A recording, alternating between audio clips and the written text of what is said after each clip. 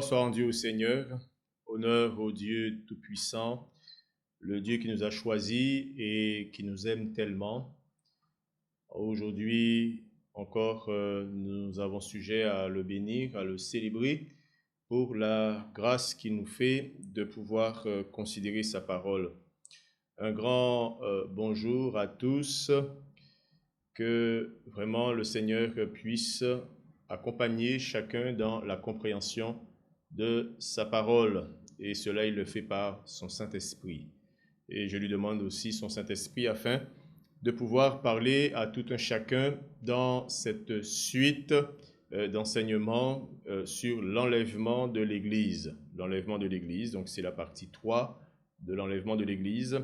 Je vous avais promis qu'on reviendrait et que nous parlerions de la relation de l'Église avec l'époux, et nous comprendrons également qui est l'épouse, la relation de l'épouse avec l'époux, l'épouse qui est l'Église, l'époux qui est le Seigneur Jésus. Et donc, il est intéressant de comprendre, bien sûr, cette relation qu'il y a entre les deux. Je vous invite à prendre le premier passage avec moi dans ce chapitre 19 du livre de l'Apocalypse que nous avons pris la dernière fois, parce qu'il est intéressant, même dans notre partie 3, de rappeler que lorsqu'on parle d'époux, d'épouse, il y a au préalable des fiançailles, il y a un premier engagement qui s'est fait. Il y a eu un premier engagement entre deux parties, entre deux personnes, entre l'épouse et l'époux. Alors donc entre fiancés. Dans ce chapitre 19, nous avons vu que le ciel s'exclamait et disait, se réjouissait plus précisément dans le verset 7, « Réjouissons-nous et soyons dans l'allégresse. » Réjouissons-nous et soyons dans l'allégresse et donnons-lui gloire.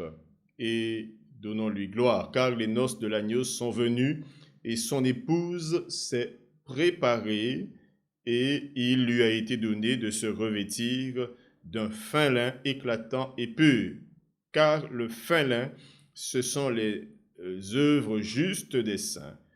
Et l'ange me dit, écrit, heureux ceux qui sont appelés au festin des noces de l'agneau. Et il me dit, ces paroles sont les véritables paroles de Dieu.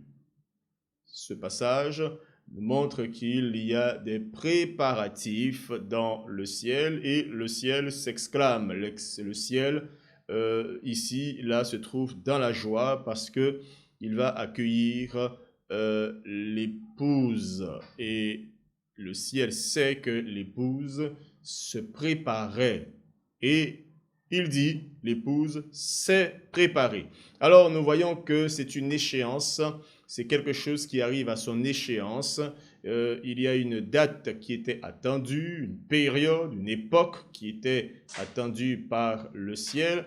Et cette époque est arrivée, cette période est arrivée, et le ciel en a connaissance. Et pour la préparation, ou encore plutôt pour cette époque-là, spécifiquement pour cette époque, il y avait une préparation qui se faisait par l'épouse. Et voilà, le moment est arrivé.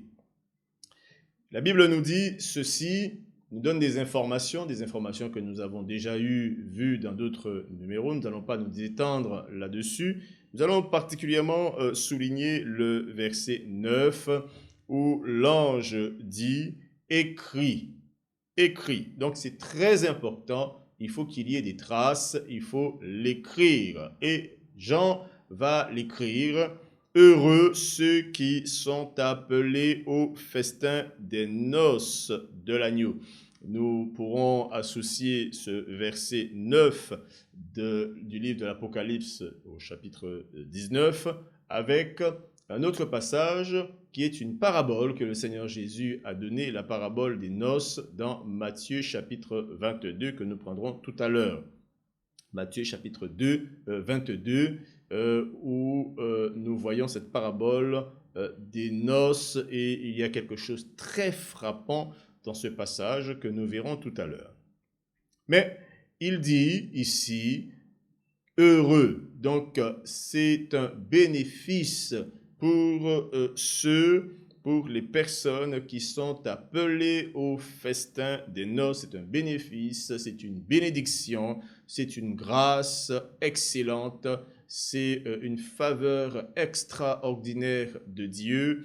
C'est une chose vraiment d'un très, très, très haut niveau. Et toutes les personnes appelées devraient s'estimer vraiment heureuses parce que c'est merveilleux cela, d'être appelé au festin des noces de l'agneau. Ce sera un moment très grandiose, très grandiose, très puissant, vraiment merveilleux. Et il dit, ces paroles sont véritables. On ne peut pas les remplacer et on ne peut pas les modifier. Elles sont les véritables paroles de Dieu.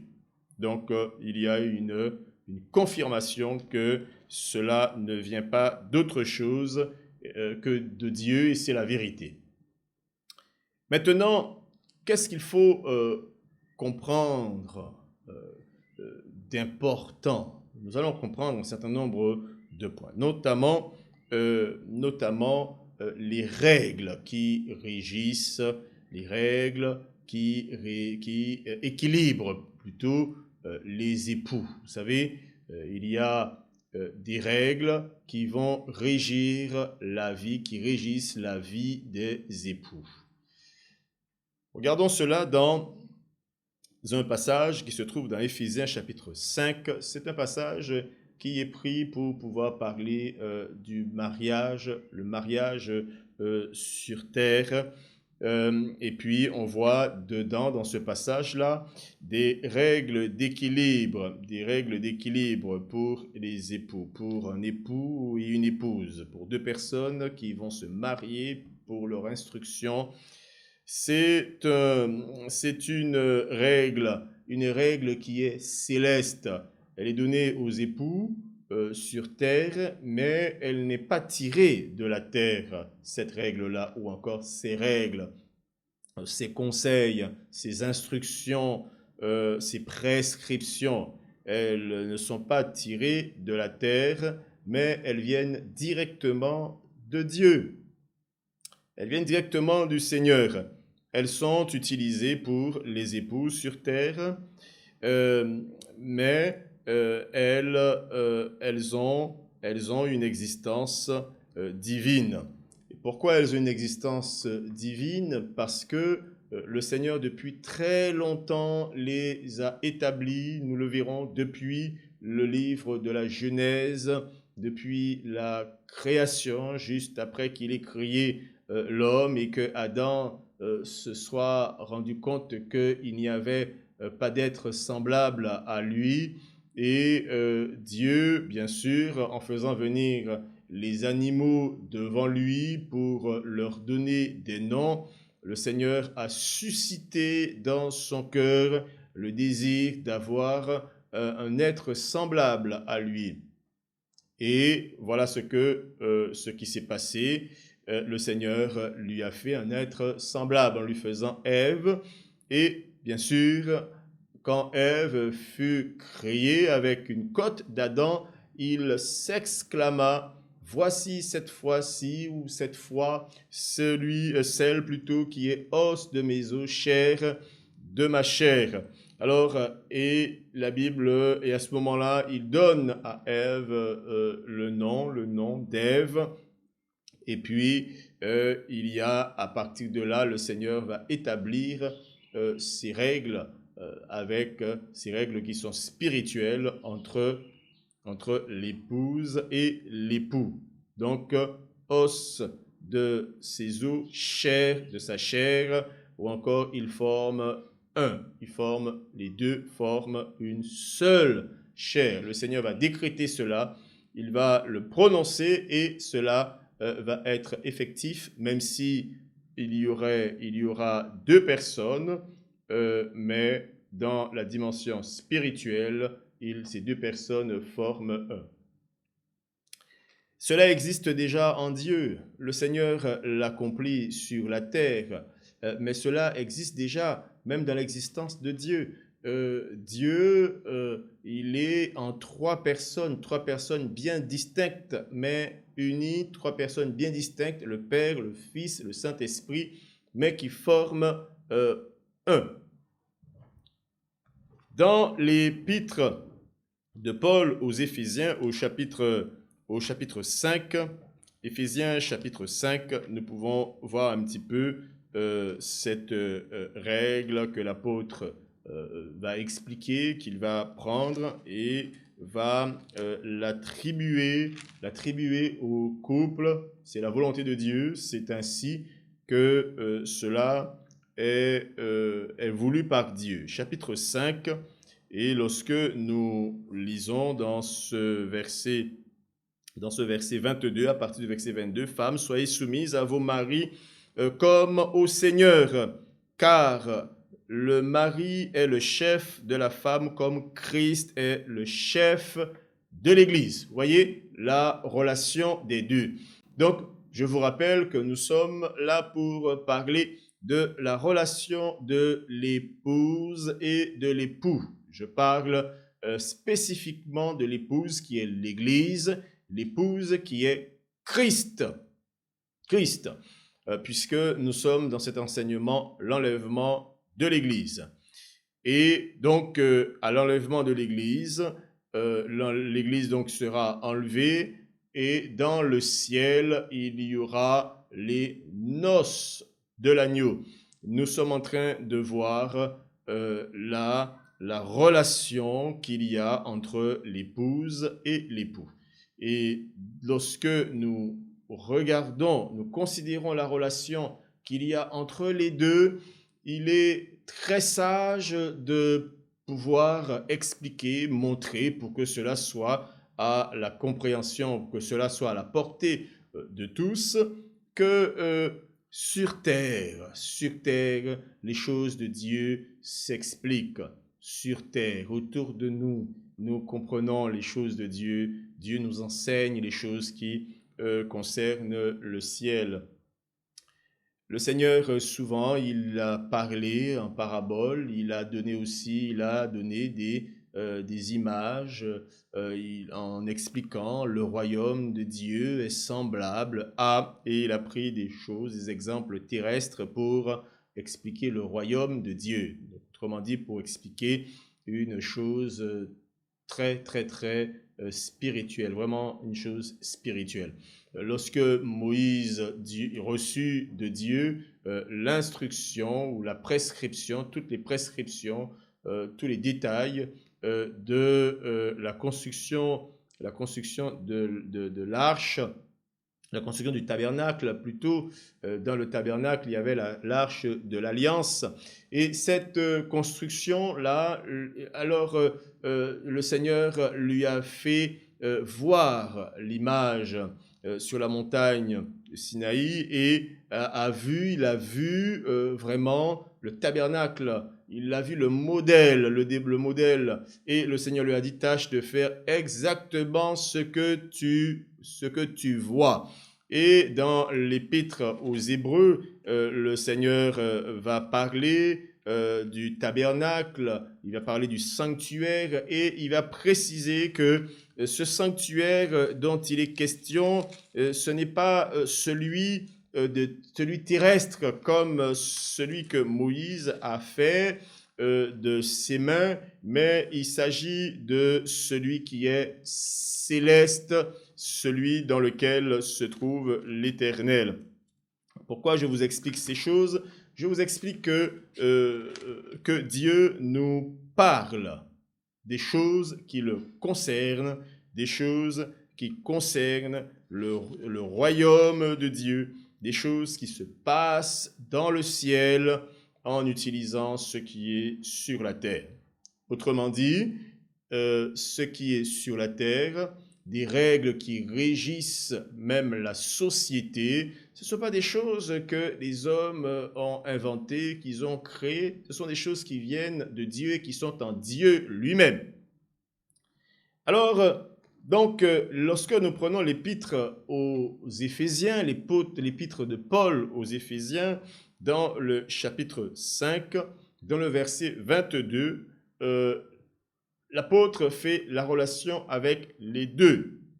Donc, la femme qui doit être soumise à son mari, à son mari, comme au Seigneur, car il dit comme Christ est le chef de l'Église. Christ est le chef de l'Église. La femme doit comprendre que son mari également est son chef. Il dit donc que l'Église qui est son corps et dont il est le sauveur. Or, de même que l'Église est soumise à Christ, les femmes aussi doivent l'être à leur mari en toutes choses. Alors bon, là, en ce moment, ce n'est pas un cours de couple, pour les couples, ce n'est pas un message spécifique aux couples, mais nous comprenons bien la relation qu'il y a entre ce qui se passe dans le couple et pour l'Église et l'époux. Au verset 25 maintenant, Marie aimez vos femmes comme Christ a aimé l'Église et s'est livré lui-même pour elle afin de la sanctifier par la parole après l'avoir purifiée par le baptême d'eau, afin de faire paraître devant lui cette Église glorieuse, sans tache, ni ride, ni rien de semblable, mais sainte et irrépréhensible. C'est ainsi que les maris doivent aimer leurs femmes comme leur propre corps. Alors, nous voyons ici, il est très clair, que la règle pour le couple, les couples mariés, hommes, femmes, les couples mariés, la règle est la même avec le Seigneur et l'Église. Maintenant, qu'est-ce qu'il est important, qu'est-ce que nous devons voir, qu'est-ce que nous devons comprendre ici? À quoi je veux conduire chacun à une chose très simple.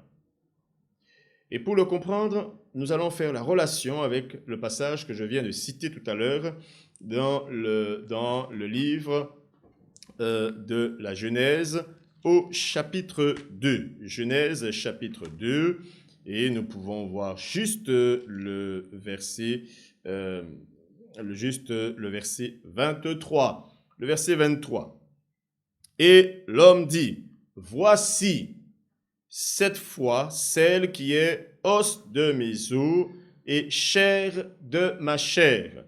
On l'appellera femme parce qu'elle a été prise de l'homme.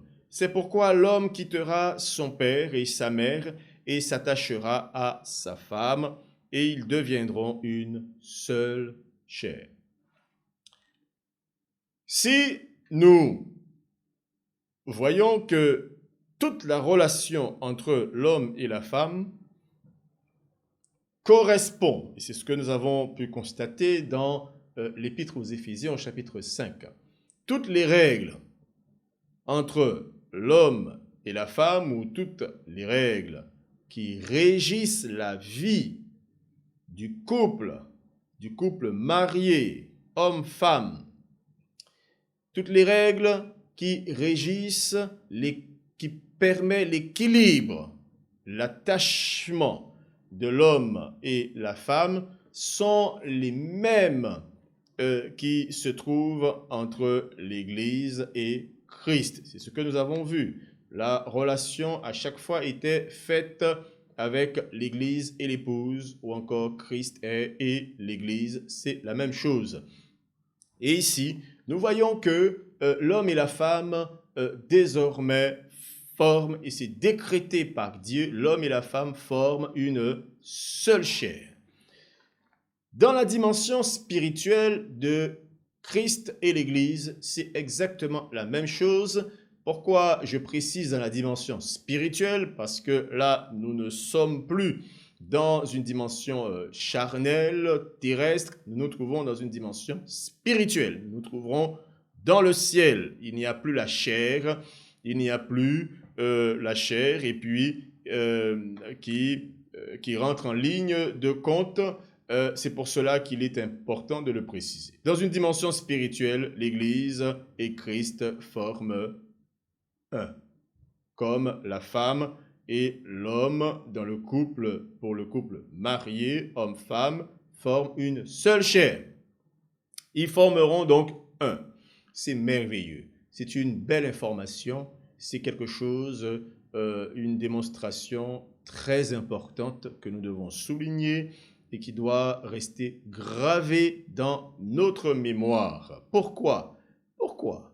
Parce qu'il est important pour moi de réfléchir, de penser, et que cela m'habite, que cela puisse, que je sois même imprégné de cette pensée, de cette, même de cette image-là, de cette réalité, que je forme un seul avec Christ. Et le Seigneur n'a cessé de l'expliquer. Pourquoi? Parce que le Seigneur a pu parler et dire que nous sommes en lui, que nous sommes en lui. C'est pour cela que celui qui se donne au Seigneur Jésus, qui se donne à Jésus, en passant par les eaux du baptême, après avoir fait une belle confession de foi qui vient du cœur, alors celui-ci, il est accueilli en Christ. Il est accueilli en Christ. Et c'est ce que l'apôtre nous explique dans l'épître aux Colossiens. Quand il a écrit aux Colossiens, il dit « Si vous êtes réellement ressuscités avec Christ, alors regardez aux choses d'en haut où Christ est assis à la droite de Dieu. » Et il va leur expliquer qu'ils sont cachés en Christ avec Dieu. Ils sont cachés en Christ avec Dieu. Donc désormais, ils et nous aussi qui sommes passés par ce processus du baptême et qui avons reçu le Saint-Esprit, nous sommes en Christ et nous formons un avec le Seigneur Jésus. Le Seigneur Jésus a expliqué à ses disciples dans l'évangile de Jean au chapitre 14, il leur a expliqué, et quand il leur avait révélé qu'il s'en va pour nous préparer une place, il a continué très loin sa conversation, notamment il a répondu à la question de Philippe, également qui lui avait posé une question que moi je trouve tout de même pertinente, puisque cela nous permet, nous, aujourd'hui, d'être instruits, puisqu'il va lui permettre, lui donner d'entrer dans un détail qui est très important pour nous, et nous pouvons aujourd'hui le prendre. Le Seigneur Jésus, dans Jean chapitre 14, dans le chapitre 14, nous pouvons le prendre tout de suite dans le verset, nous pouvons le voir dans le verset 20. Allez, dans le verset 20. Jude, non pas l'Iscariote, lui dit, donc là, Jude lui pose la question. Ils sont plusieurs, donc plusieurs qui vont lui poser des questions, Thomas qui va poser des questions au verset 5, il y a Philippe qui va aussi lui poser des questions. Seigneur, montre-nous le Père, et cela nous suffit. Et puis dans le verset 22, autour de Jude, non pas l'Iscariote, il lui dit « Seigneur, d'où vient que tu te feras connaître à nous et non au monde ?» Jésus lui répondit, « Si quelqu'un m'aime, il gardera ma parole et mon Père l'aimera. Nous viendrons à lui et nous ferons notre demeure chez lui. Celui qui ne m'aime pas ne garde point mes paroles. Et la parole que vous entendez n'est pas de moi, mais du Père qui m'a envoyé. » Ici, Jésus est déjà en train d'établir un schéma à Jude, lui expliquant au fur et à mesure que le Père, lui, forme un seul, que le Père, lui, ils marchent ensemble et il n'y a rien qu'il fait qui ne vienne du Père sans qu'il y ait une étroite collaboration entre les deux. Au verset 25, il continue, il dit « Je vous ai dit ces choses pendant que je demeure avec vous, mais le consolateur, l'Esprit Saint, que le Père enverra en mon nom, vous enseignera toutes choses et vous rappellera tout ce que je vous ai dit. » Alors, cela est d'une grande importance,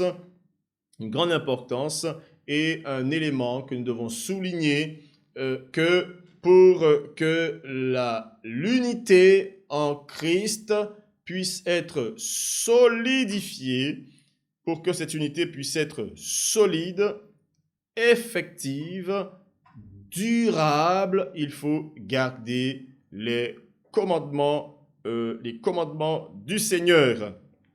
Et il va lui expliquer un petit peu plus haut, ça c'est à Jude qu'il explique cela, et nous l'avons pris pour que nous puissions bien comprendre que c'est la parole, garder la parole de Dieu qui va rendre la relation entre lui et nous durable. Maintenant, il y a un point très important, un point qui va solidifier notre enseignement qui se trouve un petit peu plus haut dans le verset, notamment dans le verset 20, un petit peu plus haut. Le Seigneur Jésus qui va parler encore, il va dire « En ce jour-là,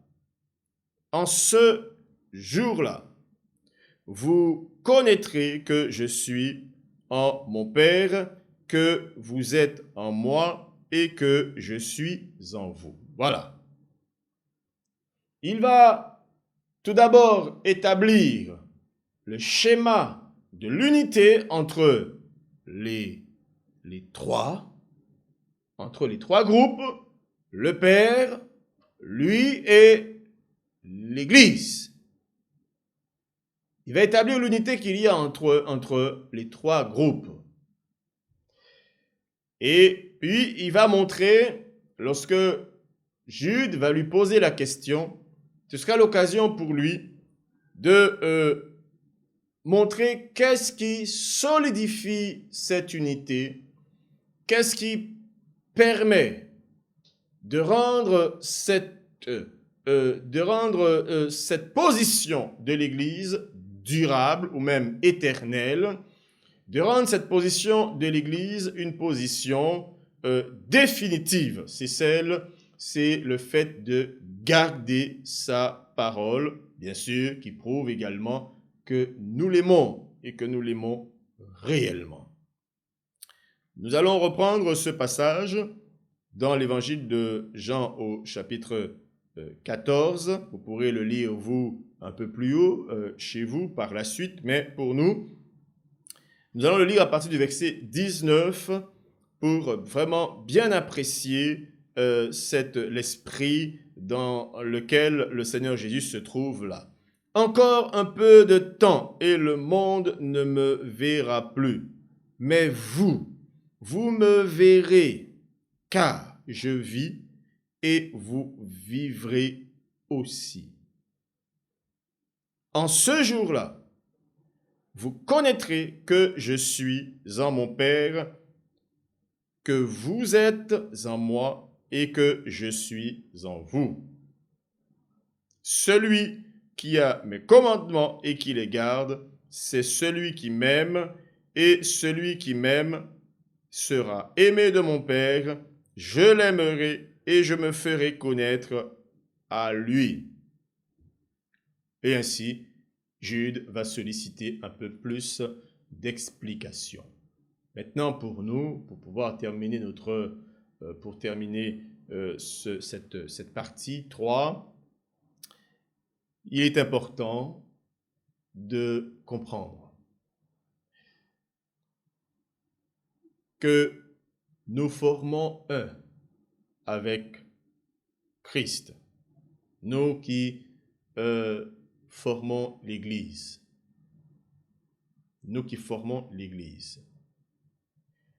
ou encore nous qui sommes l'Église et qui constituons l'épouse. Nous formons, et cela va être effectif, et nous allons le voir dans la partie 4, cela va être effectif dans le ciel, et le Seigneur Jésus dit, vous allez découvrir ce que c'est véritablement. Aujourd'hui, c'est une dimension, on se trouve aujourd'hui dans une réalité. Cette réalité est une réalité de foi. On peut dire une dimension de foi. Nous le croyons par la foi. Nous le vivons par la foi. Nous le savons par la connaissance que nous avons de Dieu, de la parole de Dieu.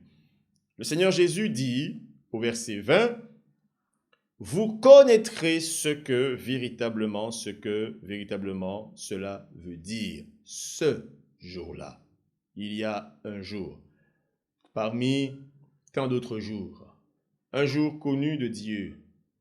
Et lorsqu'on se trouvera à ce jour-là, on sera tellement émerveillé parce que nous allons découvrir ce grand mystère. Et ce grand mystère, nous allons le voir devant nos yeux. Nous allons le comprendre dans une autre dimension, pas seulement le comprendre, mais le vivre véritablement. Ce que c'est que le Seigneur Jésus est dans le Père, ce que cela veut dire, Jésus dans le Père, nous en lui, et que lui en nous, et que lui, il est en nous. Donc, 3 belles, merveilleuses dimensions. Jésus dans le Père, nous en Jésus, Jésus en nous. Qu'est-ce qu'il nous montre finalement? Il nous montre, le Seigneur Jésus, que nous allons former un. Waouh, c'est merveilleux. C'est une belle dimension. Elle est merveilleuse. Elle est très puissante. Très, très puissante. Je forme moi. Toi, tu formes un avec Christ. Et plus encore, le Père, le Fils et nous-mêmes, nous formons un. C'est Jésus qui l'a dit. C'est très merveilleux, c'est très puissant, c'est vraiment merveilleux. J'en perds les mots et j'espère que toi aussi tu trouves ça très très beau, extraordinaire. Alors, dans la partie 4, nous verrons une si grande dimension que nous vivons dans la foi aujourd'hui, que nous devons vivre dans la foi aujourd'hui. Comment devons-nous la vivre? Quel est ce standard véritablement? C'est ce que nous allons découvrir. Quel est ce standard? Comment devons-nous être? Et cela sera un moment également béni, aussi béni que maintenant. Donc je vous invite à ne pas rater la partie 4. Soyez bénis.